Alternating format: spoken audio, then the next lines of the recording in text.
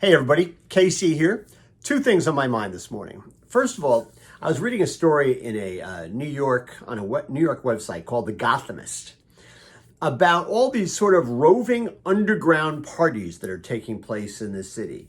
And basically what they are is they're places where people can go, largely young people, and they can party, not worrying about social distancing, not worrying about masks. They can just throw caution to the wind and they can party like it's 2019, I suppose. And they're like speakeasies during the prohibition, where people can go and they can actually behave in a way that is not socially acceptable and, quite frankly, is legally questionable at the moment, considering the status of the pandemic and how New York is just trying to stay ahead of the curve. Well, listen, in this case, I got to say, Forrest Gump's mother was right. Stupid is as stupid does. I just don't believe it. I can't believe that at a time where there's a national health crisis, people are behaving this way just because they want to feel good on a Friday night or a Saturday night.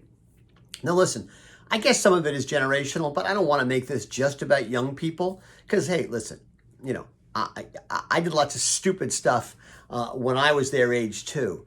But, I just don't get it. And by the way, it's not just young people who are doing stupid stuff. The town where I live, there are people having parties. There are people where they have live bands in certain cases.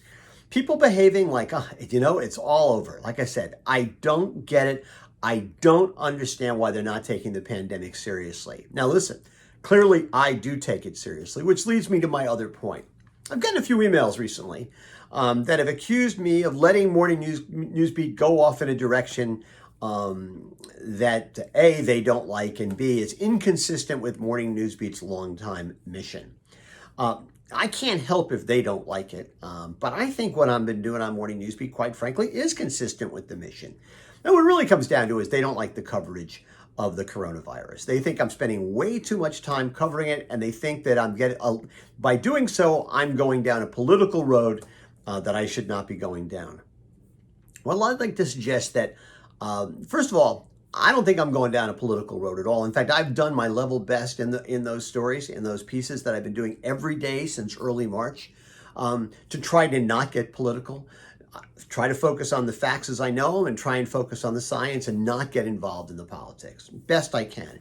I would agree that in a lot of ways the coronavirus and the pandemic have become political. But that's not my fault, right? I don't think this is a political issue. I think this is a medical issue. I think this is a health issue. I think it's a public policy issue. I do not think it should be a political issue. And quite frankly, had it never become a political issue, I'd be doing pretty much exactly the same stories that I've been doing all along. So anyway, I'm sorry if some folks don't like that I have to spend so much time on Morning Newsbeat focusing on that. I try to balance it out. I try to write stories about lots of other things. But hey, this is one of the biggest stories of our time. It's one of the biggest stories that has affected the industry since Morning Newsbeat was conceived. And I think almost everything I do regarding the coronavirus has some sort of resonance and relevance to the food industry, okay? Not always directly, but they tell us about where the world is going, where consumers are going, and that's something that retailers have to think about. Anyway, that's what's on my mind this morning. And as always, I want to hear what's on your mind.